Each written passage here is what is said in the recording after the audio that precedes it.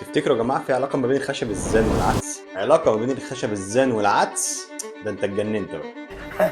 Are you crazy؟ يا ابني ما هي ما هو اللي ما يعرفش يقول عدس، نفس الكلام اللي ما يعرفش يقول زان. ما انت كل ما تروح معرض يقول لك خشب زان وكونتر، لا بيحدد لك زان ايه ولا كونتر ايه ولا بيعرفك اي حاجة، وتلاقي الانتريه كله متنجد. والله لو جبت دكتور سونار ما هيعرف يكشف ايه الحالة اللي جوه دي. بص الانتريهات شكلها حلو ازاي، تقفيلها لذيذ، شكلها حلو، موديلات جديدة، بس تبص تلاقي الخشب من جوه كونتر طبقات، خشب بياض، الشاسيه مش زان. في النهايه ما تتخدعش من المنظر وتسيب الكواليتي وتنسى خدمه ما بعد البيع عشان لو حصل اي مشكله. انت بس كل اللي فارق معاك شكلها حلو وموديل جديد.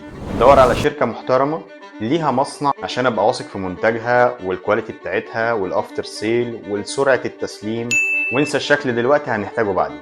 هل في معارض بقى كبيرة في مصر عندها مصنع فعلا كبير يغطي إنتاجيتها عشان يطلع للعميل كواليتي محترمة بفينش محترم بتسليم محترم وسريع؟ تابعني وهنعرف ده سوا.